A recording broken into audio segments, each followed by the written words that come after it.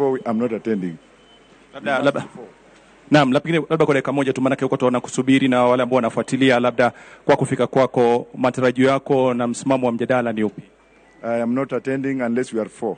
That's why I've come to confirm, because this thing is too far. Sorry, because they never responded to my letter. And if the media wants to corrupt the intelligence of this society, if the media wants to run corruption in this country, if the media itself can do what they have done, to hell with them. Where's Mr. Marĩ?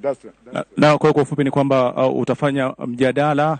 I am not going to unless we are 4.